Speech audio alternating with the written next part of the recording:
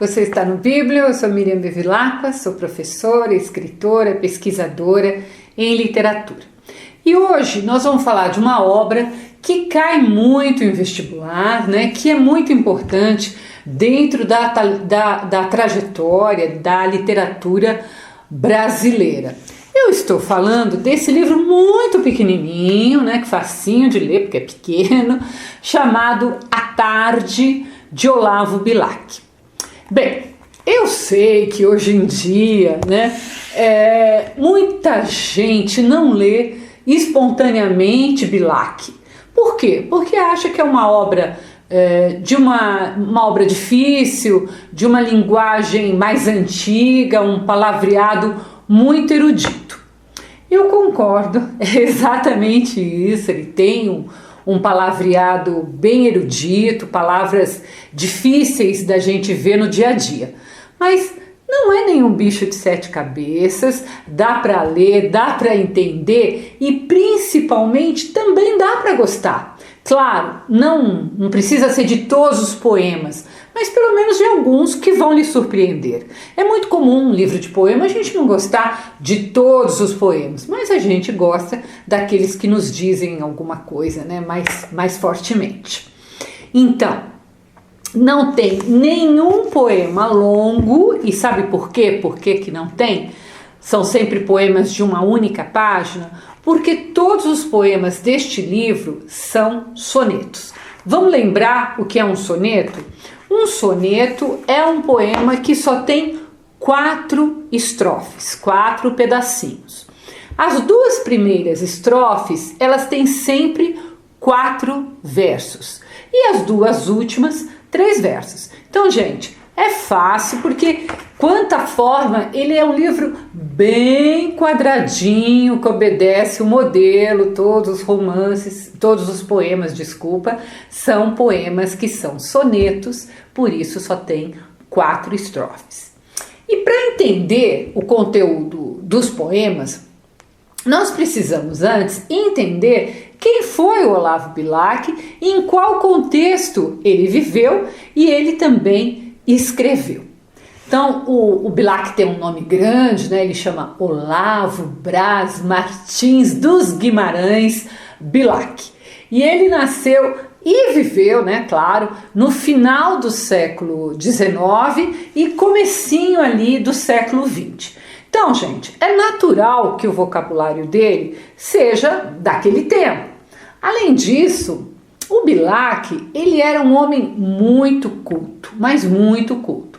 Ele era jornalista, ele era poeta, ele era cronista, contista e era um homem, inclusive, muito engajado, né? Inclusive politicamente engajado.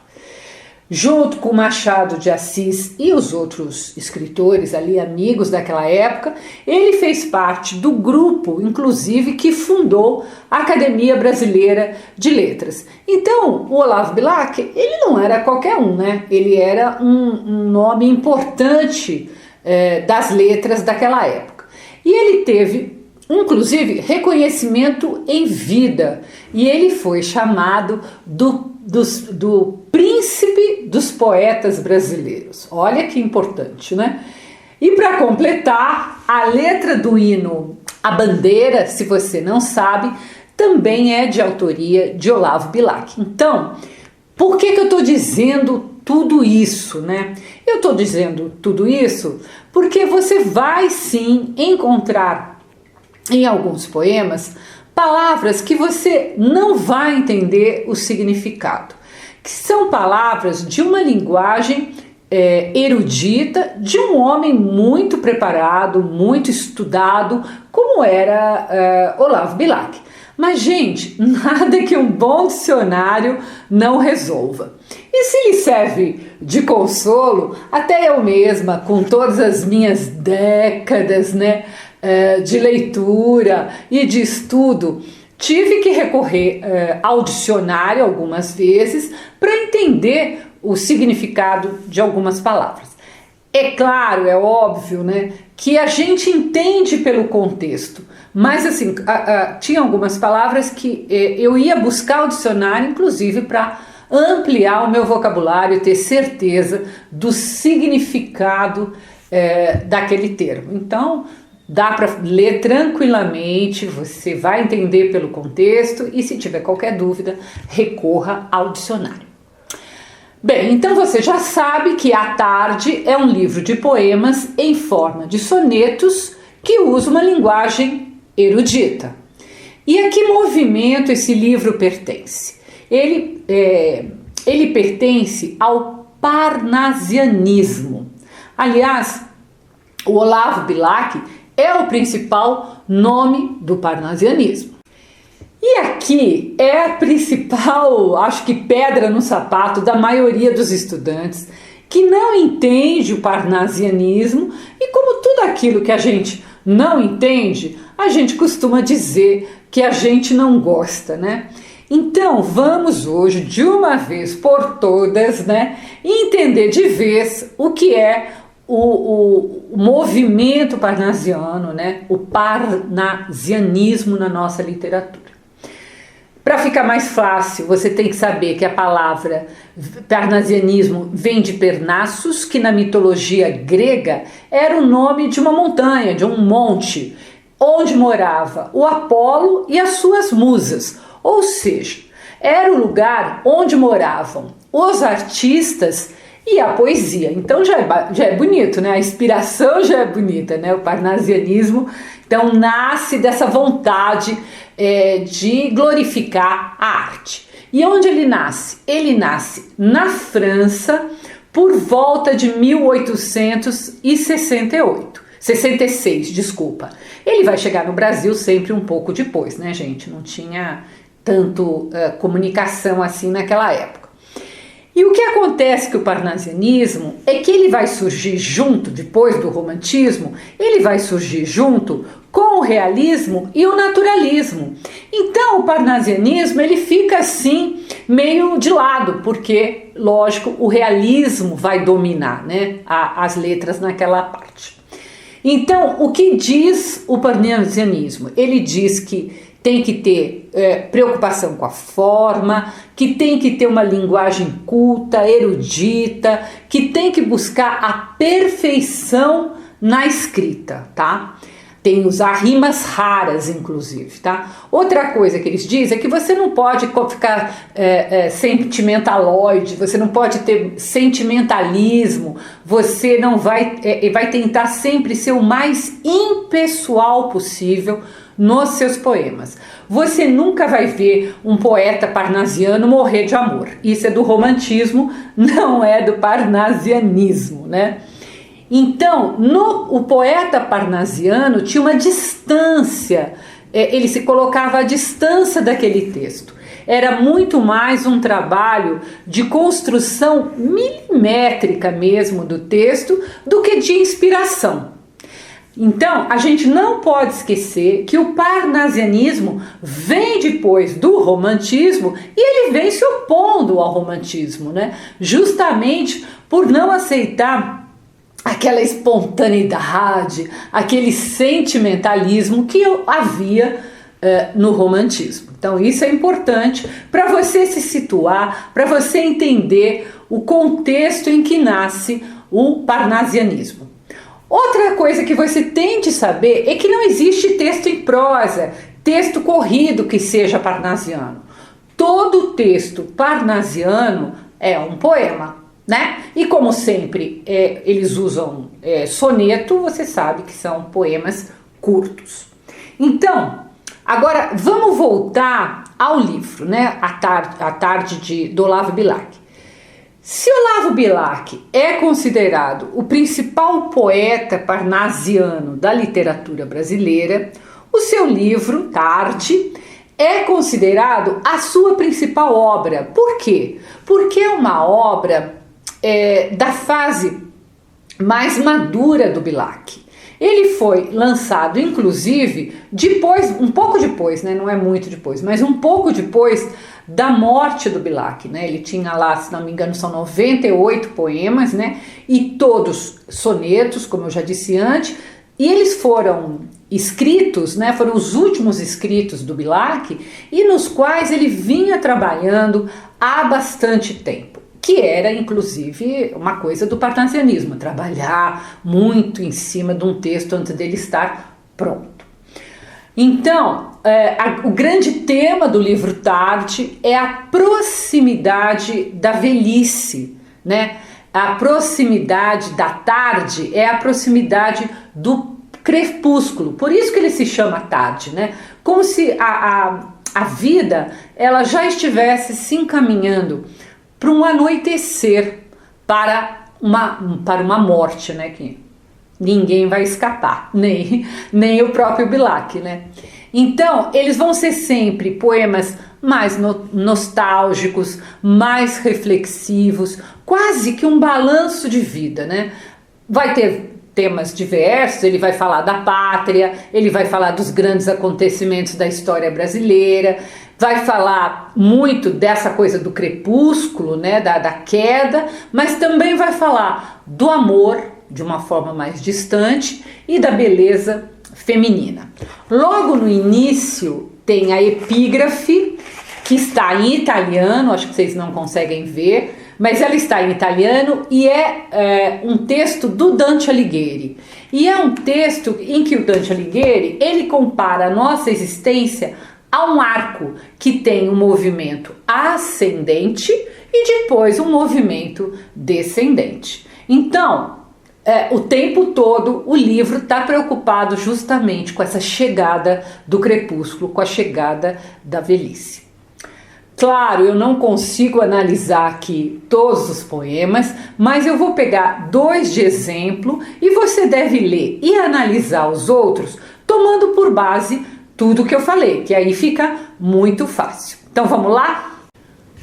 O primeiro poema que eu escolhi foi o que se chama A um Poeta, no qual ele fala justamente como deve escrever um poeta parnasiano, e por isso eu achei importante trazer este poema, né? Foi difícil escolher qual, mas esse eu achei que era importante.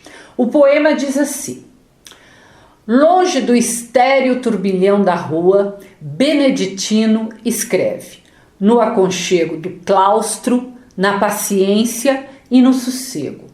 Trabalha e teima e lima e sofre e sua, mas que na forma se disfarce o emprego do esforço. Então vejam, ele falou até agora do trabalho e mandou disfarçar esse trabalho. Continuando. E a trama viva se construa de tal modo que a imagem fique nua, rica, mas sóbria, como um templo grego. Guardem isso, é importante, como um templo grego. Não se mostre na fábrica o suplício do mestre, e natural o efeito agradece, sem lembrar os andaimes do edifício. Então o tempo todo ele está falando exatamente disso, que não é para você ver os andaimes, é para você ver o prédio pronto. Continuando, porque a beleza, gêmea da verdade, arte pura, inimiga do artifício, é a força e a graça na simplicidade. Então, vamos analisar o que ele quis dizer com tudo isso. Ele quer dizer que para você escrever um poema parnasiano, né, você deve ter isso vai exigir um grande trabalho do poeta, que tem que ficar lá, isolado, no sossego do seu lar, como se fosse mesmo uma clausura, né? E que ele deve ter paciência e construir a sua escrita como se fosse um templo grego, aquela coisa majestosa dos templos gregos, né? Mas ele não deve deixar nunca que o leitor perceba esse trabalho minucioso, ou seja, deve parecer bonito, mas deve parecer simples também. Eu já disse antes que há muitos poemas que falam do crepúsculo, do declínio da vida que o Bilac queria expor. E eu escolhi então o segundo poema, chamado O Crepúsculo da Beleza, que vai falar justamente do declínio da beleza de uma mulher, tá? Então, diz assim: vê-se no espelho e vê pela janela a dolorosa angústia vespertina. Pálida morre o sol, mas aí termina outra tarde mais triste dentro dela. Então, ao mesmo tempo, tem o espelho e tem a janela, tá? Vamos continuar. Outra queda mais funda lhe revela o aço feroz e o horror de outra ruína. Rouba-lhe a idade pérfida e assassina, mais do que a vida, o orgulho de ser bela. Então, o que a idade está roubando dessa mulher, tá? Vamos continuando. Fios de prata, rugas, o desgosto, enche-a de sombras, como a sufocá-la, numa noite que aí vem, e no seu rosto. Uma lágrima trêmula resvala, trêmula a cintilar como ao sol posto, uma primeira estrela em céu de opala. Então, gente, o tempo todo o Bilac comparando essa mulher que chega na maturidade, que vai ter os fios de prata, o cabelo branco, vai ter as rugas, né? Ele vai comparando o envelhecimento no espelho com a tarde, o crepúsculo chegando não apenas na janela, mas dentro dela, matando não apenas a sua beleza, mas o orgulho de ser bela. Olha que bonito isso, né? Não é só a beleza, mas é o orgulho que a idade mata. E por isso, então, ela está triste e ela vai derramar uma lágrima que vai se transformar em uma estrela no céu de opala. Vamos lembrar o que é opala? Opala é uma pedra azul que, quando você põe exposta à luz, ela adquire várias colorações de tons de azul.